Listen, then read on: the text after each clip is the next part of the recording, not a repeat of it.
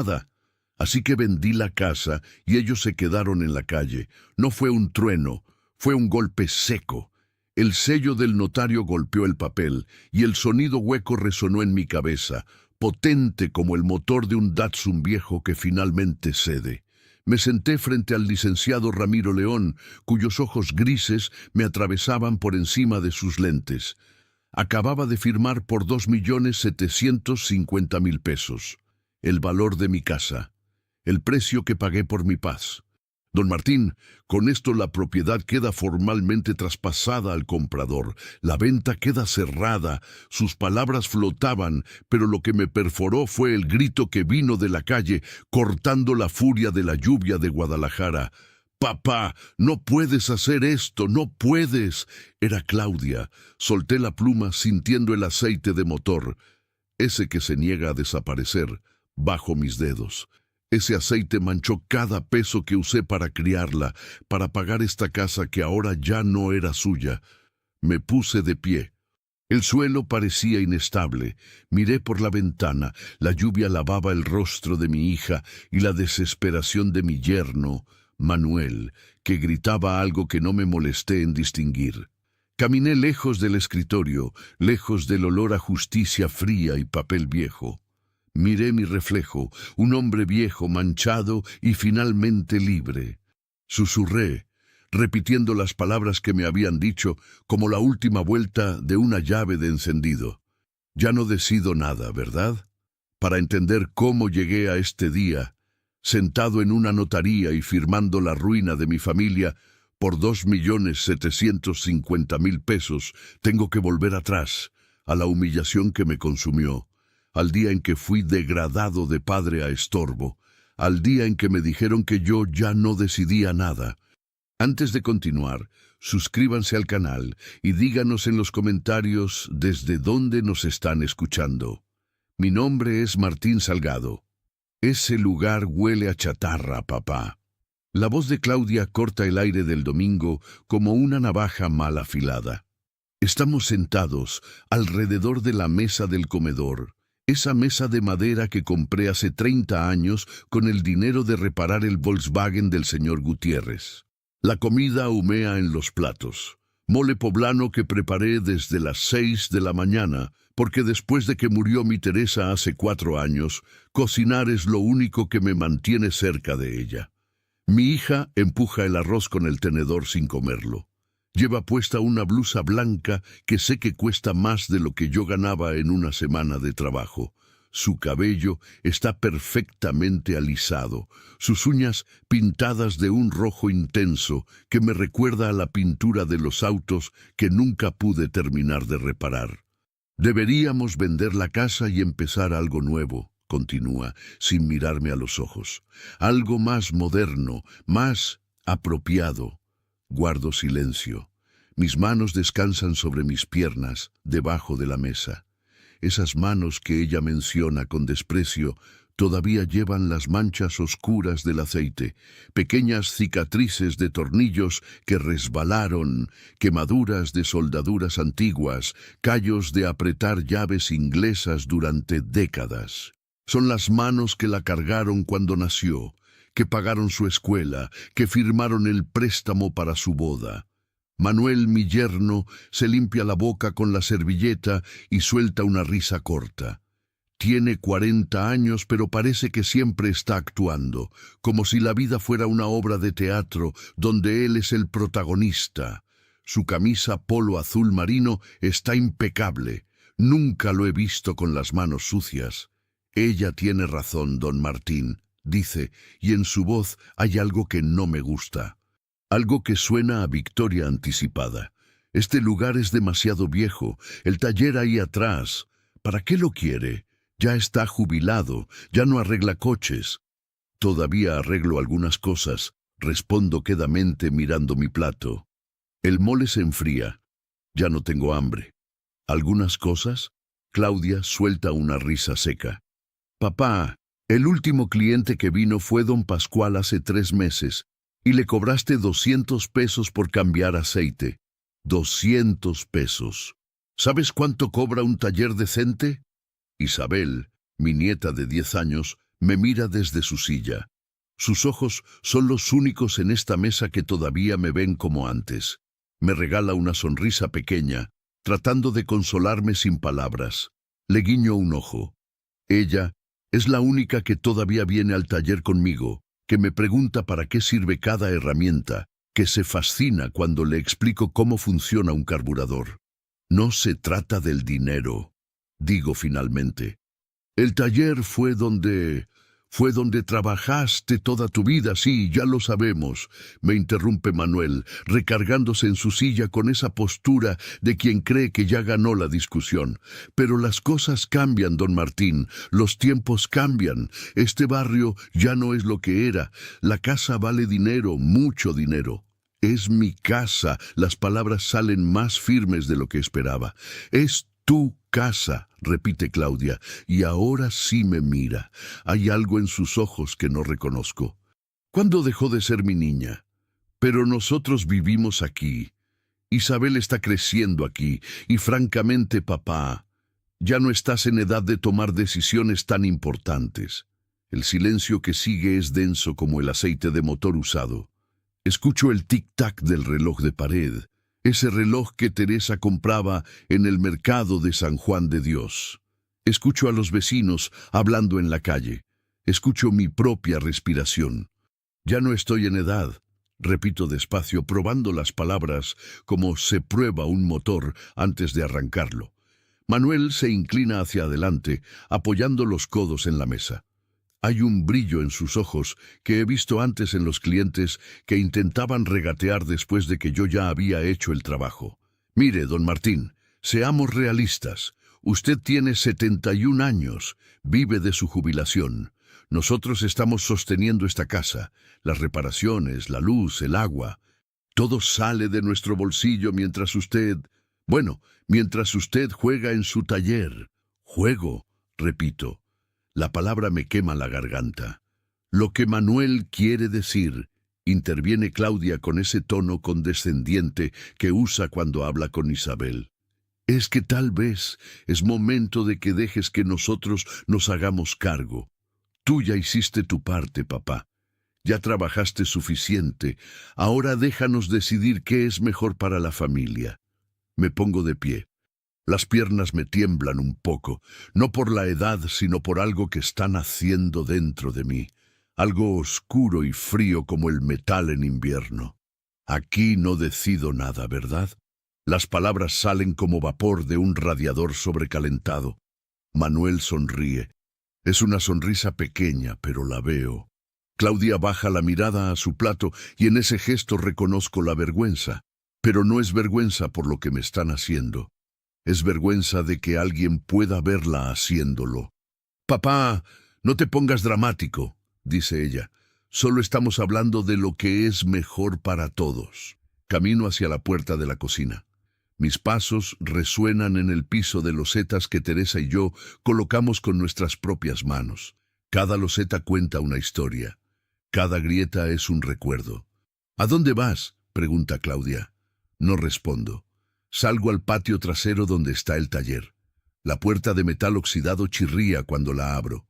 El olor a aceite, a grasa, a caucho viejo me recibe como un abrazo. Este es mi templo. Aquí levanté a mi familia. Aquí reparé cientos, miles de coches. Aquí Teresa me traía café caliente en las noches frías cuando trabajaba hasta tarde. Me siento en el banco de trabajo y miro mis manos, manchadas, arrugadas, cansadas, pero todavía fuertes.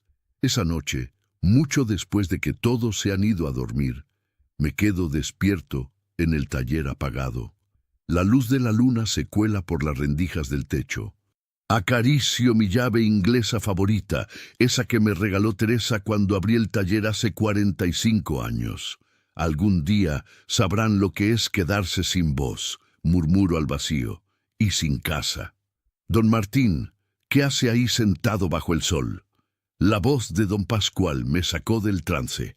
Llevaba 40 minutos sentado en la acera de mi propia casa, con una bolsa de pan de virote en la mano derecha y las llaves equivocadas en la izquierda.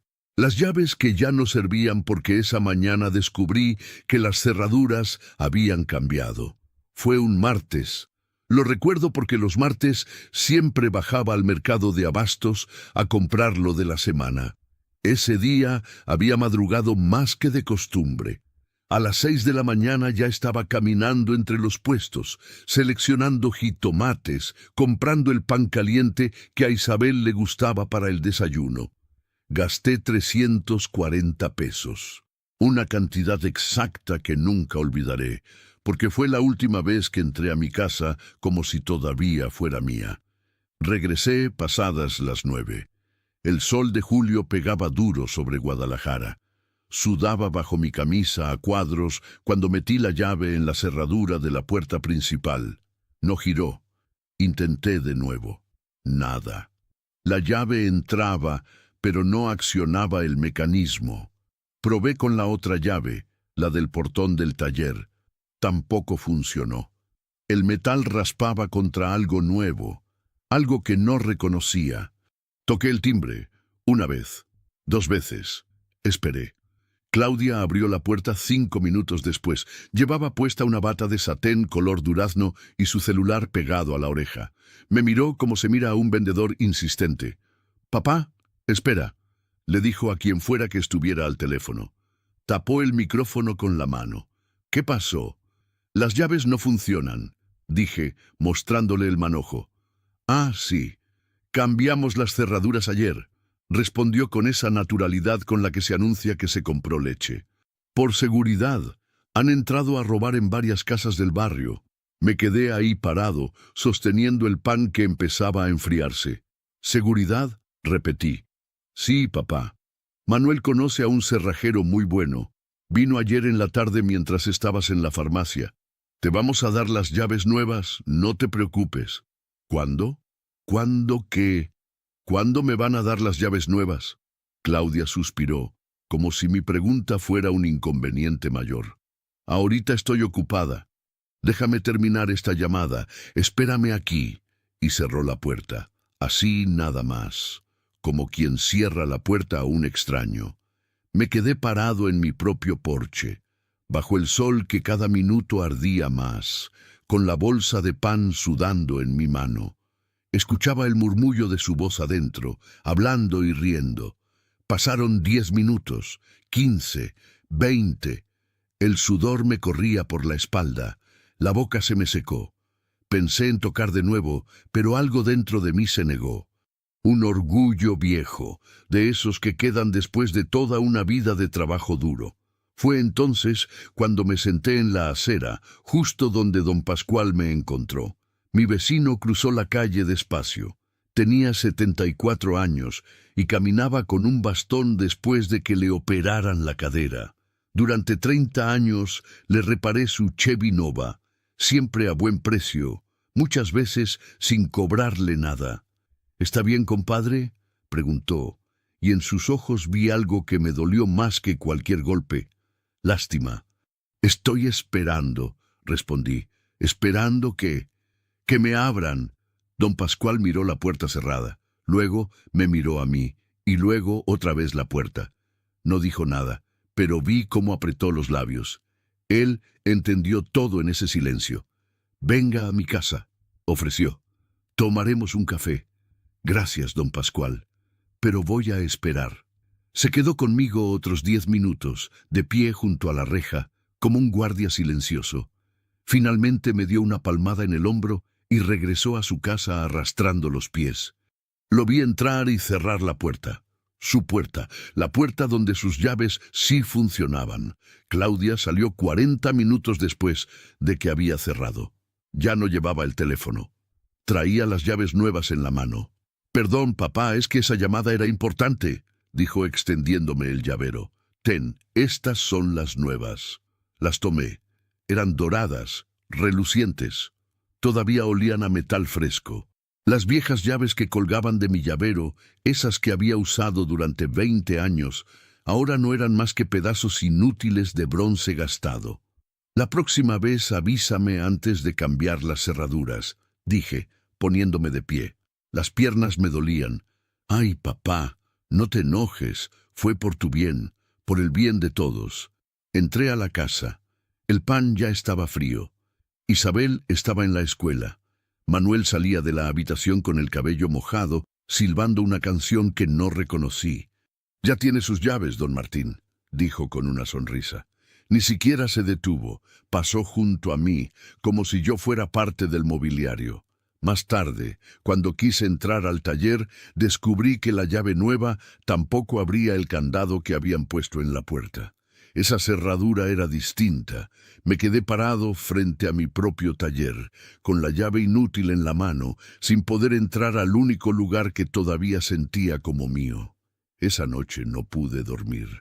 Me quedé mirando el techo, escuchando los ronquidos de Manuel que se colaban por las paredes delgadas.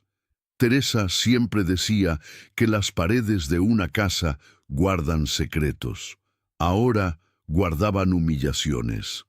A la mañana siguiente, cuando salí al patio trasero para abrir el taller, encontré algo que me heló la sangre, a pesar del calor de agosto que ya empezaba a sentirse.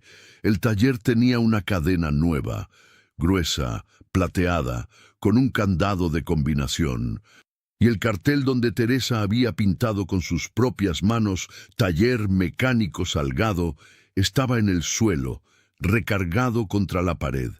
En su lugar, alguien había clavado un letrero provisional escrito con marcador negro. «Almacén». Mi nombre había desaparecido. 340,000 pesos pueden cambiar una vida, don Martín. Manuel me lo dijo un jueves por la tarde, sentado en la sala con esa sonrisa que ahora reconozco como la de los hombres que venden humo. Yo acababa de regresar del banco donde había cobrado mi pensión. 71 años cargando el mismo cuerpo, las mismas rutinas, la misma cuenta de ahorros que Teresa y yo habíamos alimentado peso por peso durante 40 años de trabajo. «Es una inversión segura», continuó, abriendo una carpeta llena de papeles que parecían importantes. Gráficas, números, fotos de refacciones brillantes, un negocio de autopartes. Tengo el contacto perfecto en Tonalá. Distribuimos a talleres de toda la zona metropolitana. En 6 meses recuperamos la inversión. En 1 año duplicamos el capital. Claudia estaba sentada junto a él, asintiendo con la cabeza como esos muñecos que la gente pone en los tableros de los coches. «Es una oportunidad única, papá», dijo ella. «Manuel lleva meses investigando, conoce gente seria, gente del medio automotriz como tú, como yo». Esas palabras me llegaron, como si Manuel y yo fuéramos del mismo mundo. Como si él supiera lo que es cambiar un embrague a las 2 de la mañana bajo una lámpara que apenas alumbra, con las manos sangrando y el estómago vacío. «¿340,000 pesos?» repetí. Era exactamente la mitad de mis ahorros.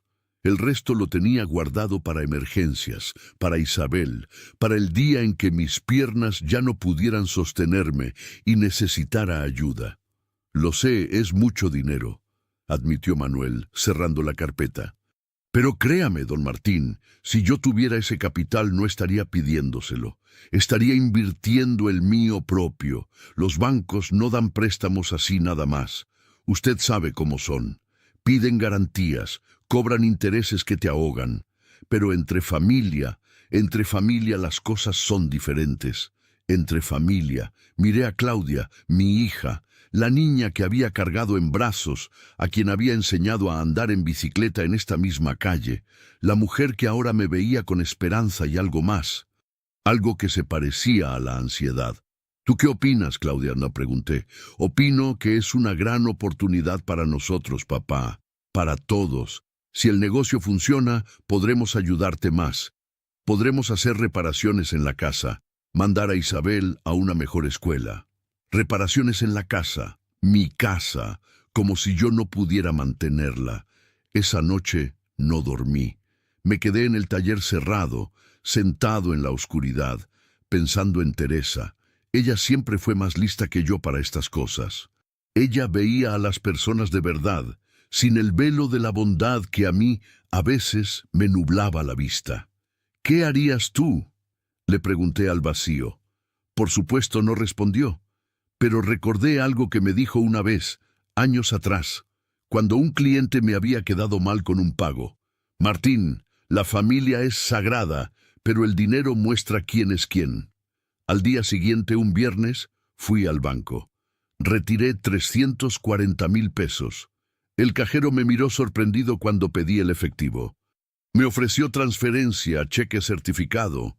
Dije que no, quería ver el dinero, sentirlo. Era lo último que me quedaba de 45 años de madrugadas. Llegué a casa al mediodía. Manuel estaba esperándome en la sala. No le pregunté cómo sabía que yo iría al banco. Don Martín no sabe cuánto le agradezco esto, dijo cuando puse el sobre Manila sobre la mesa. Le juro que en 6 meses tendrá su dinero de vuelta, con intereses. No quiero intereses, respondí. Quiero que te vaya bien. Que le vaya bien a mi familia. Claudia me abrazó. Olía a ese perfume caro que Manuel le compraba. Gracias, papá. No te vas a arrepentir. Pero sí me arrepentí. Pasaron 2 semanas, luego 1 mes. Cuando pregunté por el negocio, Manuel me mostró más papeles, más gráficas. Está en proceso, don Martín. Estas cosas toman tiempo. Hay que establecer contactos, conseguir proveedores confiables. A los 2 meses pregunté de nuevo. Esta vez Claudia respondió: Papá, ¿por qué eres tan desconfiado? ¿Crees que te vamos a robar? La palabra me cayó como agua fría. Robar. Solo pregunto, dije. Pues parece que estás fiscalizando, intervino Manuel. Yo entiendo que es su dinero, don Martín, pero cuando uno invierte tiene que tener paciencia. Roma no se construyó en un día. A los 3 meses, cuando volví a mencionar el tema durante la cena, Claudia dejó el tenedor sobre el plato con un golpe seco. ¿Sabes qué, papá? Ya me cansé. Te estamos dando techo, comida, pagamos todos los servicios de esta casa y tú aquí acosándonos por el dinero como si fuéramos ladrones. No dije eso, respondí. No hace falta que lo digas. Se nota en cómo preguntas, en cómo nos miras, escupió las palabras. Siempre fuiste así, aferrado a tu dinero. Por eso mamá vivía con lo mínimo mientras tú guardabas y guardabas como un avaro. Me quedé sin aire. Teresa vivía con lo mínimo porque así lo decidíamos juntos. Porque sabíamos que cada peso ahorrado era un día de tranquilidad en el futuro. Porque veníamos de la nada y no queríamos volver a la nada. Tu madre nunca... Empecé. Mi madre se calló toda la vida, me interrumpió Claudia. Pero yo no voy a callarme. Si tanto te molesta que tengamos tu dinero, entonces mejor ni hubieras prestado. Prestado. Ya ni siquiera lo llamaba inversión. Esa noche, solo en mi habitación, abrí el cajón de mi buró. Ahí guardaba las pocas cosas de Teresa que no había podido regalar. Su rosario, su anillo de matrimonio, algunas fotos. Tomé una foto vieja donde ella sonreía en el taller, con Isabel bebé en brazos. Al voltearla, encontré algo que no recordaba haber visto. Una nota escrita con la letra de Teresa, con tinta azul ya descolorida por los años. Martín, no dejes que nadie te robe 2 veces. Con amor, T. Mis manos temblaron sosteniendo ese papel. Teresa lo había escrito. No sabía cuándo ni por qué, pero lo había escrito, como si supiera, como si me hubiera dejado una advertencia desde el otro lado. Nadie te robe 2 veces. El dinero ya estaba perdido. Eso lo sabía. 340,000 pesos que jamás volvería a ver. Pero quedaba algo más que podían quitarme. Quedaba mi dignidad y mi casa. El candado cedió después de 3 intentos con un desarmador viejo y una tenaza oxidada. Era un sábado por la mañana. Claudia y Manuel habían salido con Isabel a comprar útiles escolares. La casa estaba vacía y silenciosa como una iglesia abandonada. Yo llevaba 5 días sin entrar al taller. 5 días viendo ese candado brillante que nadie me había pedido permiso para colocar. La cadena cayó al suelo con un sonido metálico que me supo a pequeña victoria. Empujé la puerta de metal. El aire que salió estaba viciado, caliente, con un olor distinto al que yo recordaba. Ya no era el aroma familiar de aceite de motor mezclado con gasolina y metal. Ahora olía a cartón, a plástico, a polvo acumulado. Encendí la luz. El foco parpadeó 2 veces antes de quedarse encendido, como si también él estuviera dudando si valía la pena iluminar lo que había dentro. No reconocí mi propio taller, donde antes estaba mi banco de trabajo con las herramientas organizadas por tamaño y función. Ahora había cajas de cartón apiladas hasta el techo. Cajas con etiquetas de ropa, zapatos, artículos que Claudia compraba en línea y que probablemente nunca usaría. Mi compresor de aire estaba arrumbado en un rincón, cubierto de polvo. La prensa hidráulica que me había costado 4 meses de ahorro servía ahora de mesa para más cajas. Mis ojos tardaron en ajustarse a la realidad. Cada paso que daba hacia adentro era como caminar sobre los restos de mi propia vida. El calendario de 1998 que Teresa me había regalado seguía clavado en la pared, pero alguien había pegado encima una lista de compras. Mi colección de llaves inglesas, esas que había reunido durante 45 años, estaban tiradas dentro de una cubeta de plástico, mezcladas con destornilladores baratos y alicates nuevos que claramente nadie había usado jamás. Con que aquí estaba esto, escuché la voz de Claudia detrás de mí. Me giré. Ella estaba en la puerta con los brazos cruzados y una bolsa del supermercado colgando de su muñeca. Su expresión era de fastidio, como si yo fuera un niño que había entrado sin permiso a un lugar prohibido. «¿Qué hiciste con mi taller?», pregunté. La voz me salió más quebrada de lo que hubiera querido. «Necesitábamos espacio de almacenamiento», respondió encogiéndose de hombros. «Ese olor a grasa ya no se soportaba, papá. Daba hasta vergüenza cuando venía visita». «Vergüenza», repetí la palabra despacio, saboreando su amargura. «Sí, vergüenza. ¿Sabes qué decían las amigas de Isabel cuando venían? Que la casa olía a taller mecánico. ¿Te parece justo para una niña?» Caminé hacia el rincón donde solía estar mi caja de herramientas principal. La encontré debajo de 3 cajas de zapatos. La abrí. Faltaban piezas. Mi juego completo de copas había desaparecido. Los dados métricos que me había traído mi hermano de Estados Unidos 20 años atrás ya no estaban. «¿Dónde están mis herramientas?», le pregunté. «Algunas las tiré, estaban oxidadas, otras las vendí en el tianguis. Papá, ya no las usabas». «No las usaba porque pusiste un candado». «Puse el candado porque necesitábamos que esto fuera útil para la familia, no un museo de tus recuerdos». Me agaché y recogí una llave inglesa del suelo. Estaba oxidada, sí, pero todavía tenía peso. Todavía tenía historia.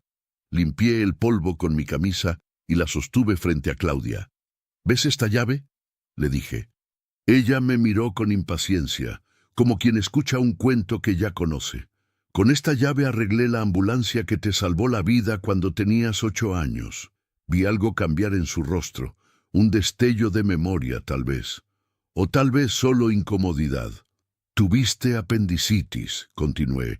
«Eran las 2 de la mañana. La ambulancia de la Cruz Roja no arrancaba. El motor tosía, pero no prendía. El conductor estaba desesperado. Tú te retorcías de dolor en el piso de la sala. Tu mamá lloraba». «Papá, no». Salí corriendo con mi caja de herramientas. Abrí el cofre de esa ambulancia en plena calle, con la pura luz del poste. El problema era la bomba de gasolina. La arreglé en 15 minutos con esta llave y un alambre. Te subimos. Llegaste al hospital, te operaron, te salvaste. Claudia desvió la mirada hacia las cajas apiladas. «Esta llave te salvó la vida», dije, sosteniéndola en alto. «Y ahora está tirada en el suelo de un almacén, entre zapatos que nunca te vas a poner y ropa que nunca vas a usar». Era mi trabajo, continué. Era lo que yo sabía hacer. Arreglar cosas rotas, hacer que las cosas volvieran a funcionar, pero parece que para ti eso no vale nada. «No es que no valga nada», murmuró ella, «es solo que Las cosas cambian, papá. Ya no vivimos en ese tiempo. No, Claudia. El tiempo no cambió. Tú cambiaste. Me miró con esos ojos que alguna vez me veían con admiración. Ahora solo veía mi reflejo en ellos. Un viejo estorboso aferrado a un pasado que nadie más quería recordar. «Voy a sacar esto», dijo finalmente señalando las cajas. «Voy a organizar mis cosas en otro lado». «No te molestes», respondí. «Ya no importa». Claudia se dio la vuelta y salió del taller. La escuché hablando con Manuel en la cocina. Sus voces eran un murmullo constante de justificaciones que ya no me interesaba descifrar. Me quedé solo entre las ruinas de 45 años de trabajo. Esa noche, mucho después de que todos se durmieron, regresé al taller. Conecté la lámpara de inspección que usaba para revisar los bajos de los coches. Su luz amarillenta iluminó un Chevy Malibu 1979 que llevaba años abandonado en la esquina, cubierto con una lona vieja. Me acerqué al coche y me miré en el parabrisas agrietado. Mi reflejo estaba distorsionado, partido en varias versiones de mí mismo. Un viejo cansado, un padre humillado, un hombre que había construido algo con sus manos solo para verlo convertido en un depósito de basura. Pero en ese reflejo roto también vi otra cosa. Vi determinación. Vi un motor viejo que todavía podía arrancar. Vi una última reparación pendiente. La próxima reparación, le dije a mi reflejo fragmentado, será la mía. «Abuelito, ¿qué es esto?». La voz de Isabel me sacó de mis pensamientos. Estaba sentado en el banco de trabajo del taller, tratando de rescatar lo que quedaba de mis herramientas entre el desastre que Claudia había creado. Era un domingo por la tarde. Hacía calor. El ventilador viejo apenas movía el aire espeso. Isabel tenía en sus manos una caja de metal oxidada que yo no había visto en años. La caja de herramientas que Teresa me había regalado cuando abrimos el taller. Estaba cubierta de polvo, arrumbada detrás de unas latas de pintura seca. «Es una caja vieja, mi niña», respondí, limpiándome las manos en el trapo que siempre cargaba en el bolsillo. «Pero tiene fotos adentro», dijo ella, acercándose con esa curiosidad brillante que solo tienen los niños de 10 años. Me puse de pie. Las rodillas me tronaron.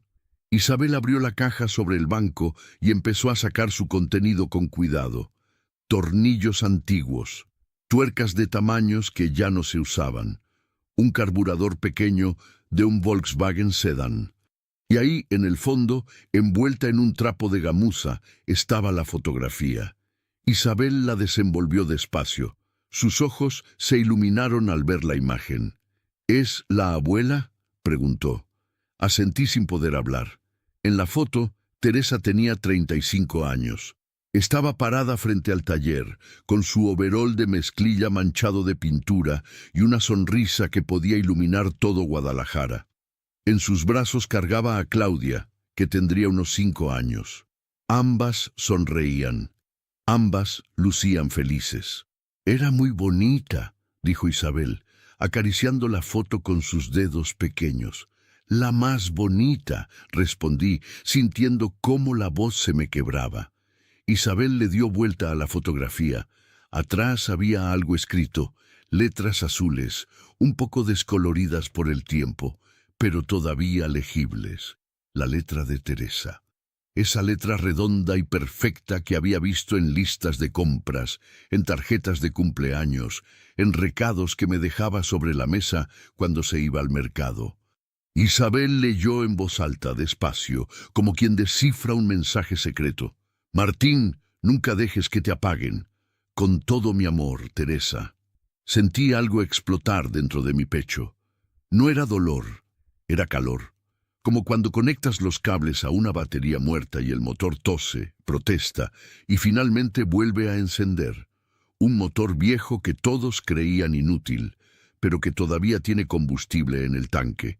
«¿Qué significa, abuelito?», preguntó Isabel, mirándome con esos ojos llenos de inocencia. Me senté en el banco y la senté junto a mí. Sostuve la fotografía con ambas manos. Teresa me miraba desde el papel. Su sonrisa era una promesa, su mensaje una orden. «Significa que tu abuela me conocía muy bien», dije finalmente. Sabía que a veces yo me apago, que dejo que los demás me apaguen. Como una luz, sí, o como un motor que deja de funcionar. Isabel se quedó pensando, moviendo las piernas que no le llegaban al suelo. Luego señaló el banco de trabajo donde yo había ordenado algunas herramientas. «¿Me enseñas a usar algo?», preguntó. La miré sorprendido. «¿Quieres aprender?». «Sí. Mamá dice que eso no es para niñas, pero yo quiero saber lo que tú sabes». Algo se movió dentro de mí, algo antiguo y puro. Tomé una llave de tuercas de tamaño mediano y se la mostré. «Esta se llama llave española», expliqué. «Mira, tiene dos bocas, una más grande, otra más chica. Sirve para aflojar o apretar tuercas y tornillos». «¿Puedo agarrarla?». Le entregué la llave. Sus manos pequeñas la sostuvieron con cuidado, sintiendo su peso. «Pesa», dijo. «Las herramientas buenas siempre pesan», respondí, «porque están hechas de metal de verdad. Las herramientas baratas son ligeras, pero se rompen rápido». Le enseñé cómo se usa.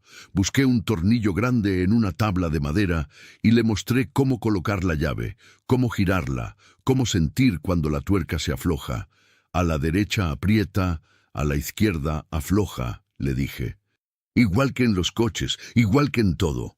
Isabel practicó durante 20 minutos. Sus mejillas se pusieron rojas del esfuerzo. Cuando finalmente logró aflojar la tuerca por completo, gritó de alegría. «¡Lo hice, abuelito! ¡Lo hice!». La abracé. Olía a shampoo de fresa y a infancia, a esperanza, a la única cosa pura que quedaba en esta casa. «Eres muy lista, mi niña», le dije.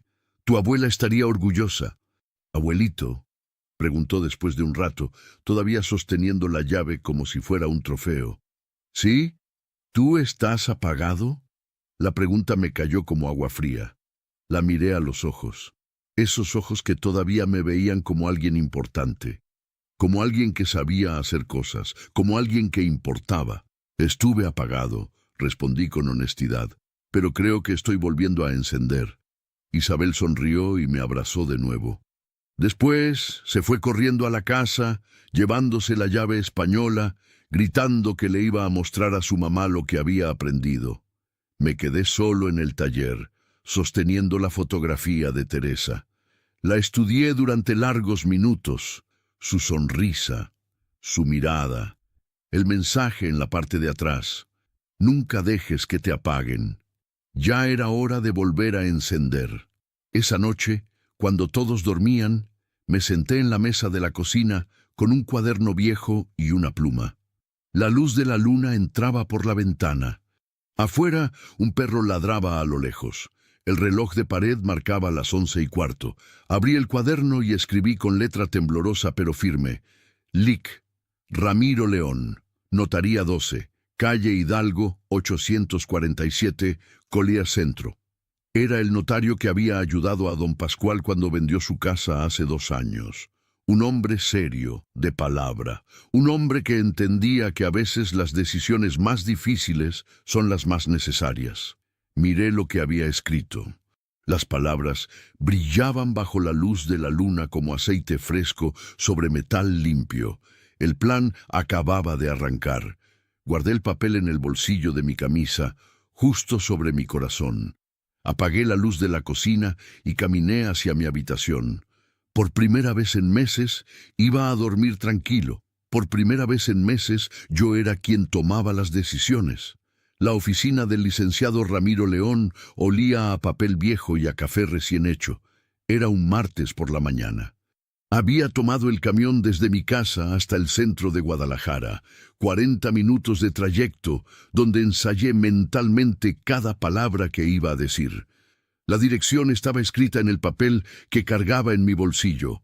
Calle Hidalgo, 847, tercer piso. Notaría número 12. El edificio era antiguo, de esos de cantera rosa que ya no se construyen. Subí las escaleras despacio, deteniéndome en cada piso para recuperar el aliento. A mis 71 años 3 pisos se sienten como 30. Pero esa mañana cada escalón era un paso hacia adelante, hacia la libertad.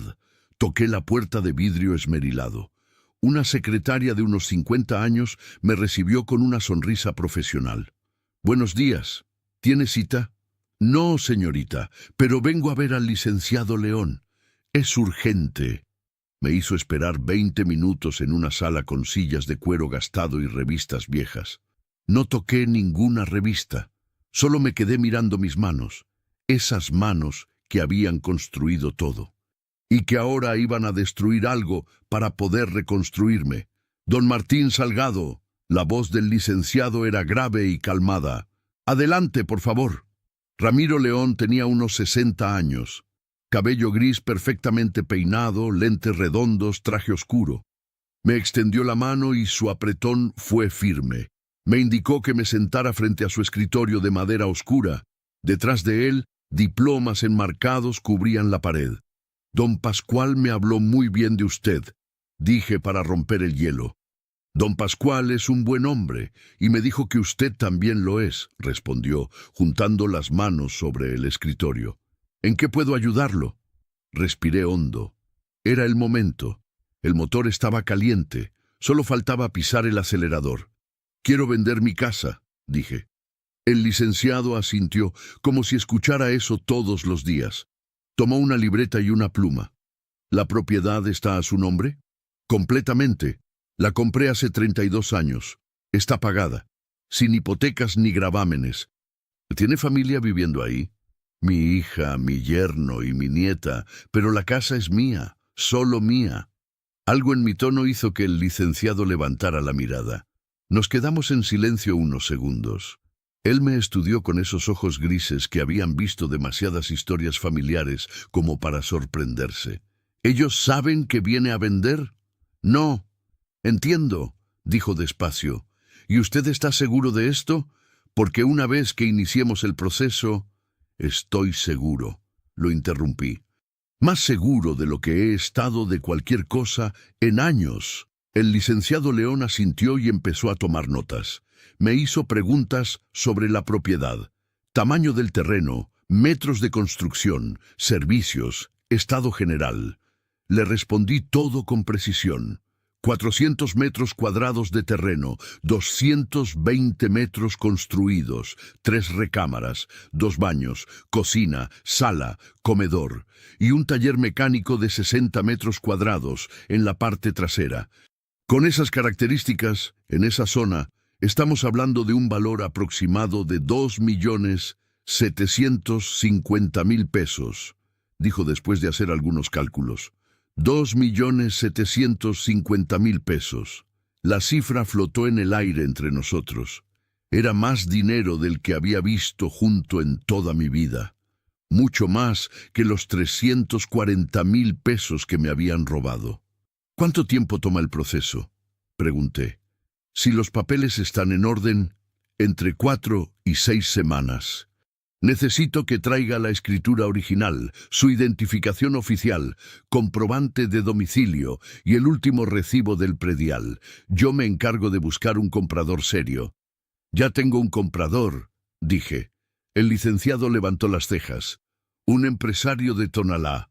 Don Pascual me dio su contacto. Tiene una cadena de ferreterías y está buscando propiedades en esa zona. Ya hablé con él. Está interesado». No era del todo cierto. Había hablado con ese hombre por teléfono solo una vez y él había dicho que tal vez le interesaba.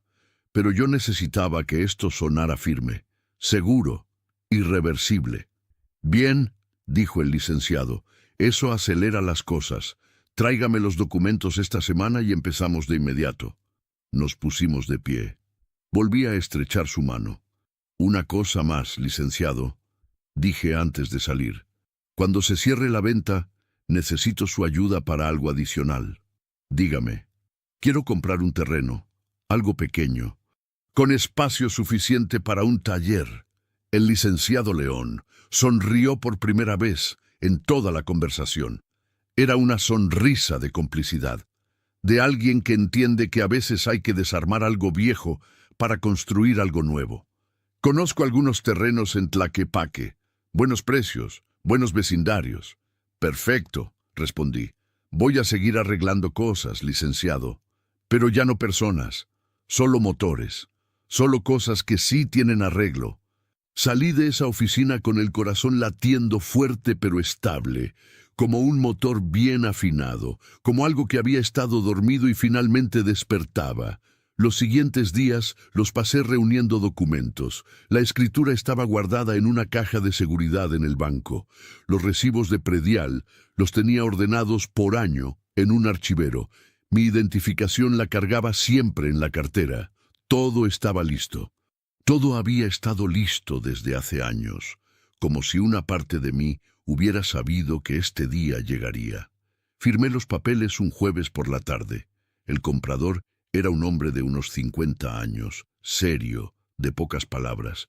Inspeccionó la casa durante una hora. Preguntó por las instalaciones, por el taller, por el estado del techo. Al final asintió y extendió su mano. Me la quedo. Trato hecho. 4 semanas después, un lunes por la mañana, el trato se cerró en la notaría. 2.750.000 pesos se transfirieron a mi cuenta. Con ese dinero compré un terreno pequeño en Tlaquepaque. Costó 800.000 pesos. Era un lote de 200 metros cuadrados, con una construcción modesta pero funcional. Y lo más importante, tenía espacio para un taller, para M.I. Taller. De regreso a la casa esa tarde, me bajé del camión una cuadra antes. Quería caminar. Quería ver la fachada una última vez desde lejos. Esa casa donde había vivido 32 años. Donde Teresa había muerto. Donde había criado a Claudia. Donde me habían humillado. Me quedé parado en la esquina, observando. Las ventanas, la puerta, el portón del taller. Todo seguía igual. Pero ya no era mío, o mejor dicho, ya no era de ellos. Metí las manos en los bolsillos y sentí el papel de la escritura nueva. Mi nuevo terreno, mi nuevo taller, mi nuevo comienzo. Esta vez, murmuré para mí mismo, sintiendo el viento de septiembre en el rostro. El ruido que escucharán será el del silencio. El sobre llegó un jueves por la mañana. Yo estaba en la cocina preparando café, cuando escuché al cartero tocar el timbre. Claudia todavía dormía. Manuel había salido temprano a quién sabe dónde. Isabel estaba en la escuela. Abrí la puerta y recibí el sobre certificado. Era del juzgado. Notificación oficial de venta de propiedad y orden de desalojo. 30 días para desocupar el inmueble. No lo abrí. Lo dejé sobre la mesa del comedor, bien visible, como quien deja una bomba con el cronómetro activado. Claudia lo encontró 2 horas después. Escuché su grito desde el taller donde yo estaba empacando mis últimas herramientas. ¿Qué es esto? Salí despacio. Ella estaba parada en el comedor, con el papel temblando en sus manos. Su rostro había pasado del color normal a un rojo intenso. Las venas del cuello se le marcaban. Es una notificación, dije con calma. Ya sé que es una notificación. ¿Qué significa que la casa está vendida? ¿De qué están hablando? Me senté en la silla del comedor, la misma silla donde había escuchado durante meses que yo ya no decidía nada, que era un estorbo, que mi taller olía mal, que mi dinero era de ellos. Significa exactamente lo que dice, respondí. Vendí la casa hace 5 semanas. El trato se cerró hace una semana. Por 2.750.000 pesos. Claudia se quedó muda. Su boca se abrió pero no salió ningún sonido. Era como ver un motor que de pronto se queda sin combustible. Tose, protesta y se apaga. No puedes hacer eso, logró decir finalmente. Esta es nuestra casa. Aquí vivimos nosotros. Aquí vive Isabel. Es mi casa, la corregí. Siempre fue mi casa. A mi nombre. Con mi dinero. El dinero que gané con estas manos que tanto les daba vergüenza. Papá, estás loco. Esto no puede ser legal. Es completamente legal. Pregúntale al licenciado Ramiro León. Notaría 12. Él tiene todos los papeles. Claudia dejó caer el documento sobre la mesa. Se llevó las manos a la cabeza. Empezó a caminar en círculos, como animal enjaulado.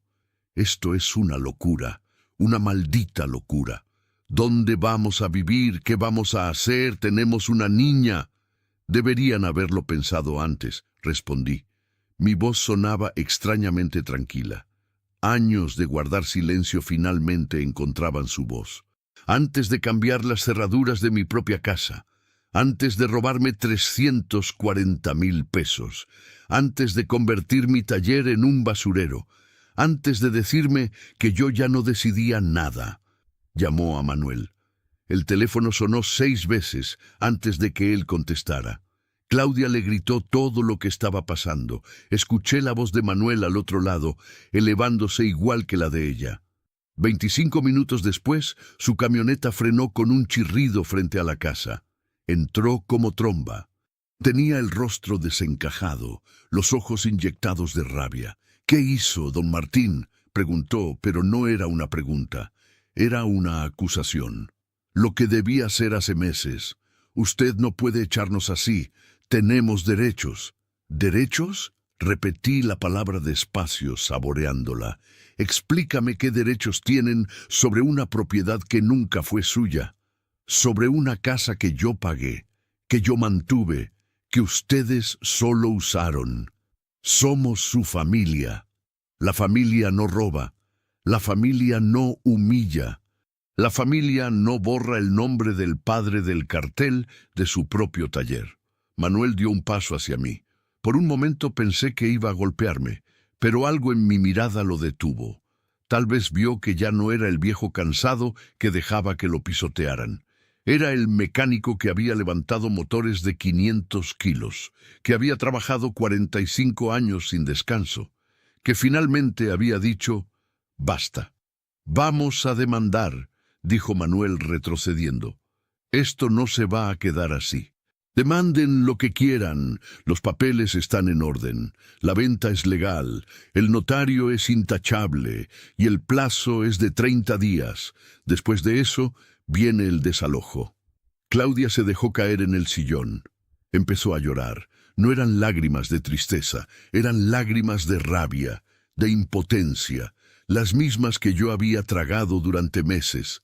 «¿Y qué vas a hacer tú?», preguntó entre sollozos. «¿A dónde vas a ir?». «Ya tengo un lugar», respondí. «Un terreno en Tlaquepaque, con un taller pequeño pero limpio, donde puedo trabajar tranquilo, donde nadie va a decirme que mi trabajo huele mal o que no decido nada».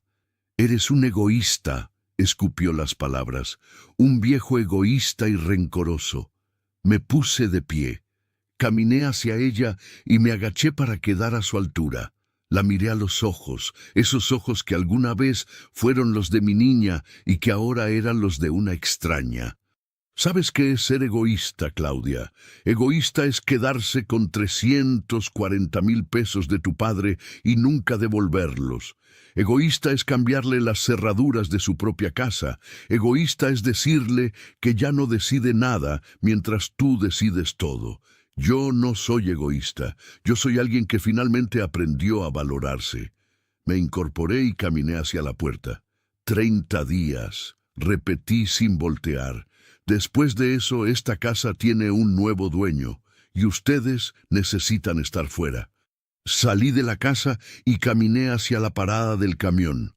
Detrás de mí escuchaba los gritos de Claudia y Manuel, pero por primera vez en meses esos gritos no me dolían. Eran solo ruido, el ruido de un motor viejo que ya no servía y que finalmente había que dejar atrás. Me subí al camión que me llevaría a Tlaquepaque, a mi nuevo taller, a mi nueva vida. Miré por la ventana cómo la casa se hacía pequeña en la distancia. No sentí culpa, no sentí tristeza, sentí algo que no había sentido en años. Sentí descanso, sentí paz, sentí que finalmente, después de 71 años, había aprendido que a veces la única forma de arreglar algo es dejarlo ir. El taller olía a aceite fresco y a pintura nueva. Habían pasado 6 semanas desde aquel día en la notaría. 6 semanas desde que firmé la venta de la casa por 2.750.000 pesos. 6 semanas desde que vi a Claudia y Manuel gritando bajo la lluvia mientras yo sellaba su destino con tinta y papel. El desalojo fue un miércoles. No estuve presente. El licenciado León me llamó para avisarme que todo había terminado, que la familia había salido, que las autoridades habían supervisado el proceso, que el nuevo dueño ya tenía las llaves. ¿Cómo estuvo?, le pregunté. Difícil, respondió con su voz serena, pero necesario. Yo estaba en Tlaquepaque, en mi nuevo terreno, cuando recibí esa llamada. Había pasado las últimas semanas limpiando, organizando, reconstruyendo. El taller era pequeño comparado con el anterior, apenas 40 metros cuadrados, pero era mío, completamente mío. Y olía como debía oler un taller, a trabajo honesto, a metal limpio, a posibilidades. Coloqué mi banco de trabajo contra la pared del fondo, organicé mis herramientas en el tablero, cada una en su lugar, las llaves inglesas ordenadas por tamaño, los desarmadores por tipo, las pinzas colgando de sus ganchos. Todo estaba donde debía estar. Todo tenía sentido de nuevo. Don Pascual vino a visitarme en la segunda semana. Llegó en su Chevy Nova, ese coche que yo había mantenido vivo durante 30 años. Tocó el claxon 2 veces y salí a recibirlo. «Qué bonito le quedó, compadre», dijo, observando el taller con aprobación. «Pequeño pero digno, como debe ser, repetí. Nos sentamos en 2 sillas plegables afuera del taller, tomando café instantáneo en vasos desechables. El sol de octubre caía tibio sobre nosotros. A lo lejos se escuchaba el ruido de la ciudad, pero ahí, en ese pequeño rincón de Tlaquepaque, había paz. «¿Has sabido algo de ellos?», preguntó don Pascual después de un rato. «Nada, ni una llamada, ni un mensaje». «¿E Isabel?». Ese nombre me dolió. Isabel, mi nieta, la única que todavía me veía con amor, la única inocente en toda esta historia. «Tampoco», respondí, y la voz se me quebró un poco. Don Pascual asintió en silencio. Entendía. No hacían falta palabras. Pero 3 semanas después, un sábado por la tarde, escuché una voz que reconocería en cualquier parte. «¿Abuelito?». Levanté la vista del motor que estaba revisando. Isabel estaba parada en la entrada del taller, con su mochila rosa colgando de un hombro y una sonrisa tímida en el rostro. Llevaba el cabello recogido en una cola de caballo. Sus zapatos deportivos estaban sucios de tierra, como si hubiera caminado mucho. Dejé caer la llave inglesa que sostenía. Me limpié las manos en el trapo y caminé hacia ella. La abracé tan fuerte que temí lastimarla. «¿Cómo llegaste aquí?», pregunté, sintiendo cómo las lágrimas querían salir, pero las contenía. Le pedí la dirección a don Pascual. Me tomé 2 camiones. Le dije a mamá que iba a casa de una amiga. La hice pasar. Le mostré el taller. Sus ojos brillaron cuando vio las herramientas organizadas, el banco de trabajo limpio, el pequeño compresor de aire que había comprado de segunda mano. «Es más pequeño que el otro», dijo. «Pero es mío», respondí, «y aquí no me va a echar nadie». Isabel caminó entre las herramientas como quien camina por un museo. Acarició el tablero donde colgaban las llaves inglesas. Se detuvo frente a una foto enmarcada que yo había colocado en la pared. La foto de Teresa con el mensaje en la parte de atrás. «La abuela», dijo quedamente. «Sí, ella me enseñó que nunca debo dejar que me apaguen». Isabel sacó algo de su mochila. Era la llave española que yo le había enseñado a usar meses atrás, la que había practicado aflojando y apretando tornillos. Estaba limpia, brillante, cuidada con amor. «La guardé», dijo, mostrándome la herramienta. Mamá quería tirarla, pero yo la escondí. Algo se rompió dentro de mí, algo viejo y duro que había estado conteniendo. Las lágrimas finalmente salieron. «Ven», le dije, guiándola hacia el banco de trabajo. Voy a enseñarte algo nuevo. Pasamos la tarde juntos. Le enseñé a cambiar el aceite de un Nissan Tsuru viejo que me habían traído para reparar. Le mostré cómo funcionaba el filtro, cómo se medía el nivel correcto, cómo se apretaban los tornillos sin pasarse de fuerza. Isabel preguntaba todo. Aprendía rápido. Tenía mis manos, tenía mi curiosidad. ¿Abuelito?, preguntó cuando ya empezaba a oscurecer y sabíamos que tenía que regresar. Sí, mi niña. Mamá y papá están viviendo en un departamento chiquito. Mamá llora mucho, papá casi no está. Se pasan peleando. Asentí en silencio. No sentí satisfacción, no sentí venganza. Solo sentí tristeza por lo que pudo ser y no fue. ¿Tú estás bien aquí?, continuó Isabel. La miré a los ojos. Esos ojos que todavía tenían inocencia, que todavía tenían esperanza. ¿Sabes qué, Isabel? Durante mucho tiempo no estuve bien. Me sentía como un motor fundido, como algo que ya no servía, que solo estorbaba. Pero aquí hice una pausa y miré alrededor del taller. Aquí volvió a andar todo. ¿Ya estás feliz entonces? Esa pregunta. Esa simple y hermosa pregunta de una niña de 10 años que todavía cree que la felicidad es posible. Sonreí. No miré atrás hacia la casa que vendí. No pensé en los 340,000 pesos perdidos.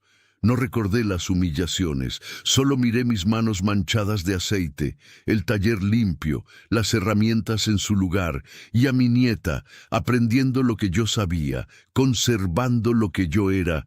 Sí, hija, respondí, sintiendo que cada palabra era verdad. Por fin todo volvió a andar. Isabel me abrazó una vez más antes de irse. La acompañé a la parada del camión. Le di dinero para el pasaje y para que se comprara algo. La vi subir y la vi alejarse por la ventana, diciéndome adiós con la mano. Regresé al taller caminando despacio. El sol se escondía detrás de los edificios de Tlaquepaque. El aire olía a tortillas recién hechas de alguna casa cercana. Entré a mi taller. Cerré la puerta, prendí la luz y me puse a trabajar. Porque eso es lo que hacemos los que sabemos arreglar cosas. Trabajamos, construimos, seguimos adelante. Por fin